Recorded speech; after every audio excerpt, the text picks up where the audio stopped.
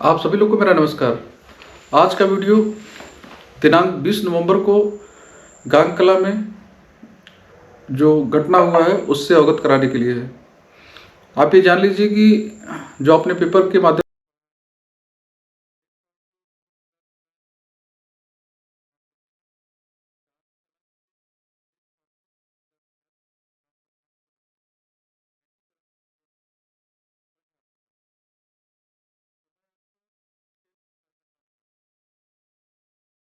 ये कैसे हुआ और क्यों किया गया। देखिए, जो लेखपाल थे, नाम सभी आप लोग जानते हैं उनको। उन्होंने इसके पहले 2-3 सीमांकन किया था ग्राम सभा का।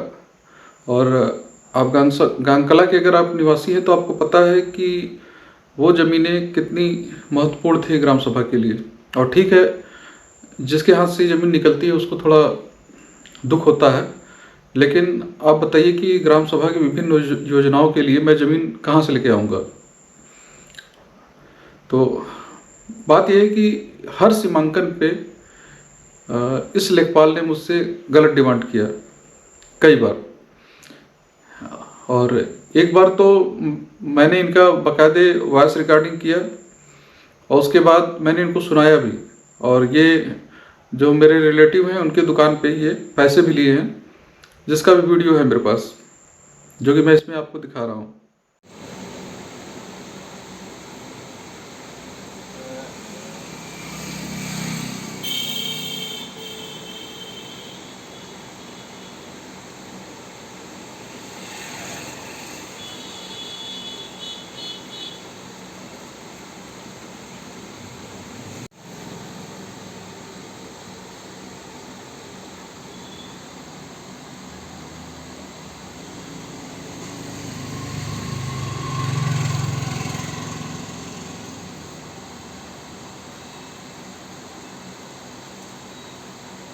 वो जो हमारा जमीन जो नवीन पड़ती है आप नापे थे कहाँ पे? गांगकला में। हाँ। तो प्रधान जी से हम मिले थे, हाँ। तो बोल रहे थे कि नेपाल साहब 2 लाख रुपया मांग रहे हैं। अच्छा है। हाँ, तो चलो यार, सब क्या बताएं। अगर कुछ सेटलमेंट हो तो हम सोचे कि प्रधान से हमारा जमता नहीं। डायरेक्ट मिलना हमसे ना। तो हम सोचे कि आपसे ही बात करके और जो भी कहाँ मिलवा? जहाँ बताइए ना आप। कल तहसील मुलाकात हुई? तहसील पर देखा? हाँ, तहसील पर। का नाम है? मौर्य जी। ठीक है। तो हाँ, मौर्य जी कह रहे कि कोई कार्रवाई मत करिएगा। चलिए ठीक है, कल हम आएंगे। कल आइए, कुछ लेकर आइए, ऐसा नहीं खाली हाथे आए। ठीक है, ठीक है। ठीक है। क्या करें फिर हम बताएंगे क्या करना है। देखिए, रोड भी है वहाँ पे, हमारा रोड भी है। कानून से सुन नहीं रहे अधिकारी बड़े लोग। तो कुछ रोड भी तो आपका मकान आ जा रहा है दोनों। हाँ, तो ठीक है साहब, तो कुछ बताइए ना आपको। हाँ, तो कल से 50 से करके आवा। ठीक है, मेरा माँ को बतावा थी। हेलो, 50,000। अब 50 क्या बाप समझ ले, हम सब कहा बोली। कल आप मिला इतना, अब प्रधान जितना कहे थे हाँ, उतना आप समझ नहीं पाए, तो प्रधान को मत घिसा। और का प्रधान अपने चक्कर में रहिए, क्या करिए। ठीक है, ठीक है, तो कल आवा, उतना अपना समझ के आवा। ठीक है। ठीक है। हाँ, तो बात करल जाए। खाली अकेले आवा, कहाँ मिलवा? आप बताइए जगह तब ना। तहसील में यार ये बहुत हो जाना यार, दिक्कत हो जाएगी। ठीक है। बाहर मिल जाओ, बाहर मिल जाओ तहसील के बाहर। जो मीठा का दुकान है, कौन दुकान है तहसील अपना? गेटिया से जब आप निकलिए एक दुकान छोड़ के एकदम जो पहला वाला है। हाँ, ये तो हाँ, 12-1 बजे आवा। ठीक है। तो ठीक है साहब, तो कुछ पैसा थोड़ा कम बेसी कम करल जाए। चला 2 लाख हम कहाँ बोला थे, सब कहाँ बताया, क्या बोला वापिस फालतू बात। ठीक है। ठीक है। तो कल आवा, कल 1 बजे के बाद। ठीक है। तहसील भीड़ लगना, दिक्कत होला। अच्छा, ठीक है। ठीक है। तो बाहर कहीं एकदम दूर में देखल जाए, बतियावल जाए, तो लगे आपको बता दे बहुत का। क्षेत्रीय लेखपाल कनियर, मतलब ये एक सर्किल बटा होता है लोग का। इसमें रहने वाले अधिकांश अधिकांश क्या, मुझे लगता है 90% जनता इनके डायरेक्ट पैसा मांगने से परेशान हो चुकी थी। कई लोगों ने मुझसे संपर्क किया कि छोटे छोटे खसरा बनाने के लिए या मृत्यु प्रमाण पत्र के लिए ऑनलाइन कराने के लिए या इस तरह का कुछ भी अगर हो काम वरासत का, इन सब कार्यों में ये 500 1000 जिससे चाहे जैसा मांग ले। अगर कोई परिवार अपने बाट फाट के लिए तैयार है उससे भी ये 20,000 40,000 50,000 का डिमांड कर रहे थे। खैर मैं भाई समाज तो पूरा सुधार नहीं सकता, ठीक है।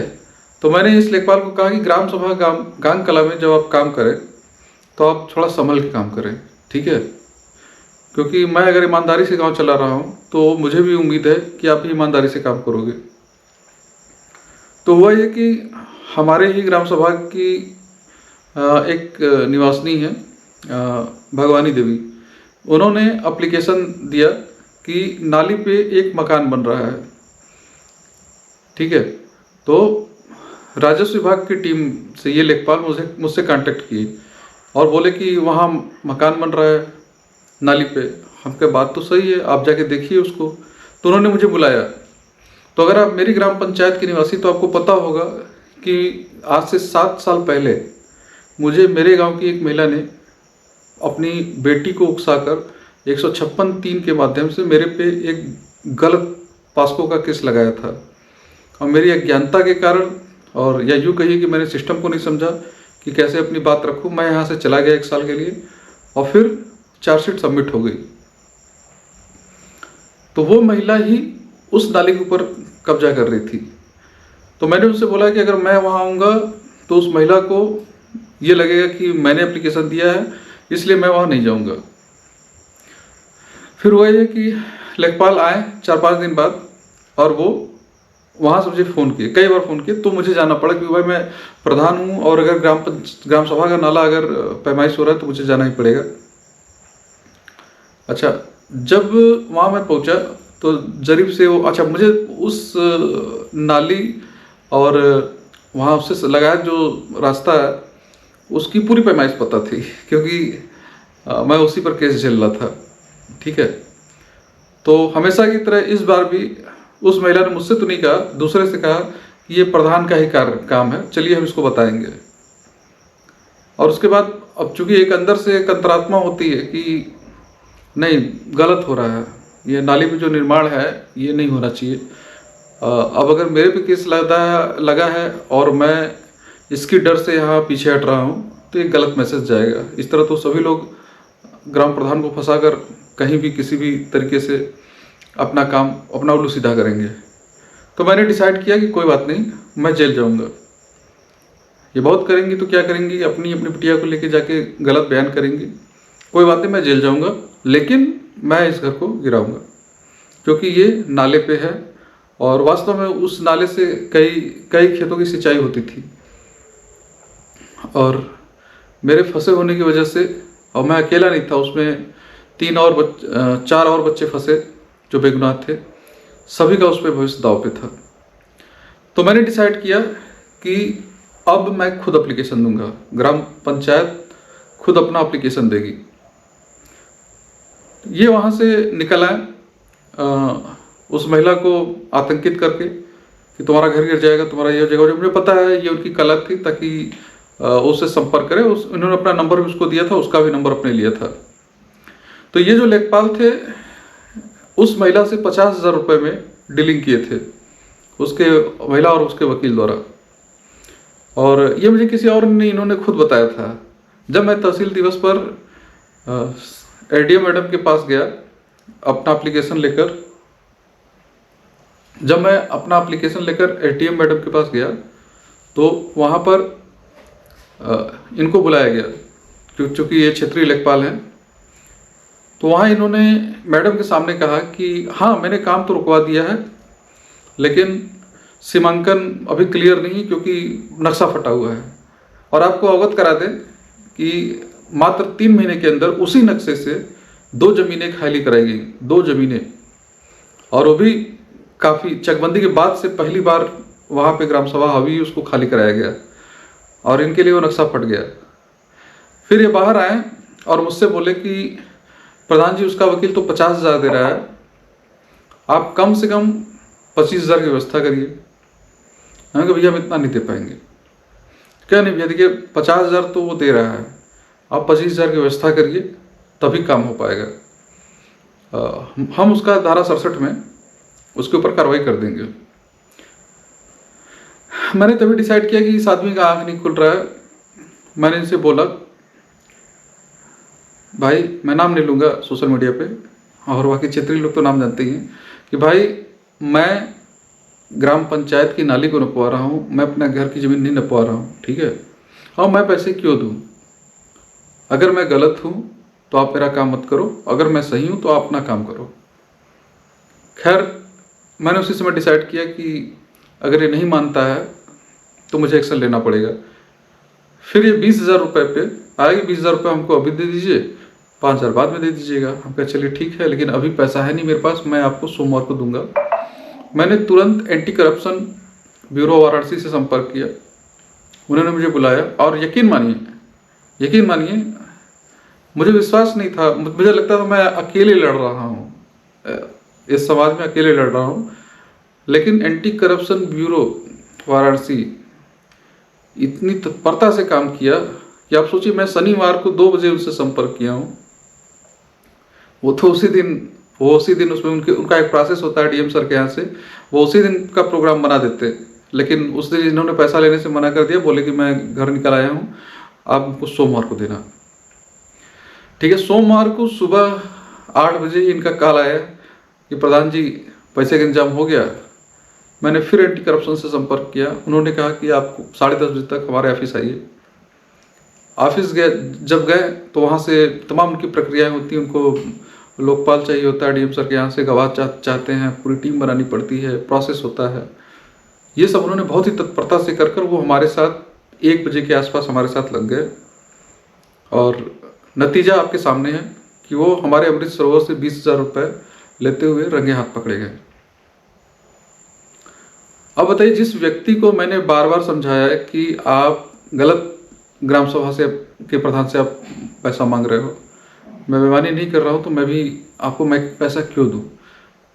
वार्निंग दिया गया, उनकी वीडियो रिकॉर्डिंग जो है उनको दिखाई गई, उनकी ऑडियो रिकॉर्डिंग उनको सुनाई गई जिसमें उन्होंने पैसे का डिमांड किया था। लेकिन फिर भी इनके ऊपर कोई फर्क नहीं पड़ा, तो मुझे तो एक्शन लेना ही था ही। अब जब ये जेल चल गए तो भाई मैं तहसील का नाम नहीं लूँगा, लोकल लोग जानते हैं, वहाँ इनके मित्र, और मैं फिर कहूँगा मैं उनका भी नाम नहीं लूँगा, ये और भाई हर संघ का एक अध्यक्ष होता है, ठीक है।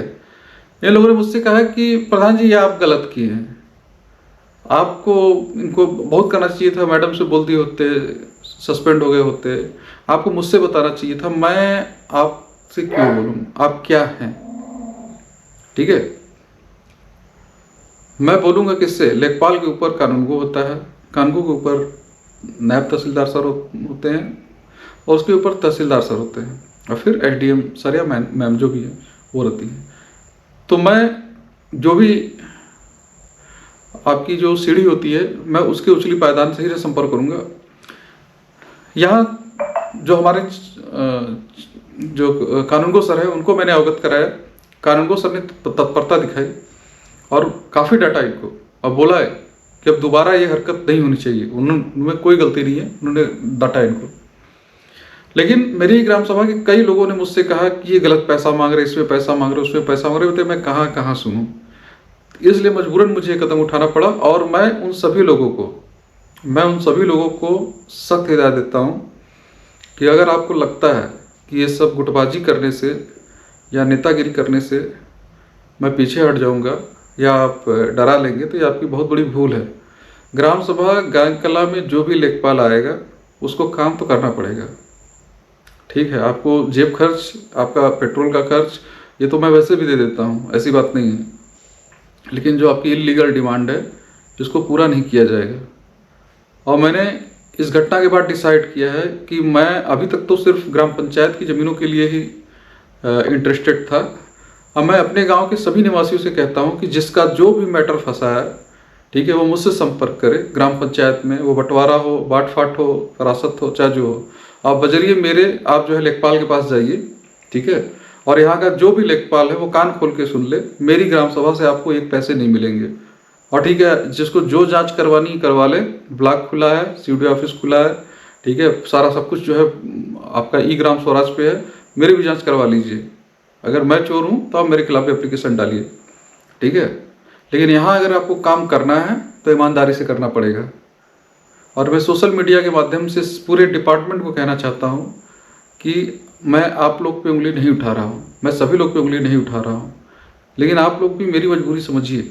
अगर आपके डिपार्टमेंट में इस तरह का कोई गंदा आदमी है तो बेहतर है कि आपको उसको सस्पेंड कर देना चाहिए, बर्खास्त कर देना चाहिए या हटा देना चाहिए। और जब आप नहीं करते हैं तो मजबूरी होता है कि एक ग्राम प्रधान को या एक आम नागरिक को सिस्टम के खिलाफ आवाज़ उठाना पड़ता है। और मेरी फिक्र ना करें, ठीक है। आप जो भी उनके इष्ट मित्र यार कुलीग जो भी जिनको बोल लीजिए, जो भी हैं वो सब कान खोल के सुन ले, ठीक है। जांच आपकी भी हो सकती है और मैं तो कह ही रहा हूँ मेरी जांच आप कराइए, ठीक। एक बंदे ने कहा कि जब कोई पैसा थाम लेगा, जब कोई पैसा लेगा नहीं तो आप उसको कैसे फंसाएंगे। बात देखिए, पहले लैंग्वेज फंसाएंगे, मैं फंसा नहीं रहा हूँ, फंस तो खुद रहा है आदमी। पैसे क्यों मांग रहे हो? हाँ, किस चीज़ की कौन सी कमी है तुम्हें? सम्मानजनक पद मिला है, लेखपाल हो तुम, इसके लिए कितने लड़के मर रहे हैं पूरे देश में। दिन रात एक कर रहे हैं, कहीं कोई इलाहाबाद पढ़ रहा है, कोई बनारस पढ़ रहा है, अपने अपनी सिटीज़ की अच्छी अच्छी कोचिंग कर रहे हैं कि किसी तरह मुझे ये पद मिल जाए लेखपाल का। और जब तुम्हें वो पद मिल गया है तो तुम आम पब्लिक को लूट रहे हो, हैं। एक छोटे से बाट फाट के लिए जो कि जाके तुम वहाँ बैठ के करा सकते हो, उसके लिए तुम एक पार्टी से पैसा लोगे, फिर दूसरे पार्टी से पैसा लोगे। और आज तुम्हारा ईगो हर्ट हो गया, एक चोर पकड़ा गया तो ईगो हर्ट हो गया। मैं सभी को कह रहा हूँ कि अपने बीच के ऐसे चोरों को निकालिए। इस एक व्यक्ति के चलते पूरा राजस्व विभाग कलंकित हो रहा है। बेहतर होगा राजस्व विभाग अपने गिराबान में जाके और ऐसे व्यक्तियों को खुद हटाए, ठीक है। और ये स्टार्ट है, मैं आपको फिर से बोल रहा हूँ कि ये स्टार्ट है।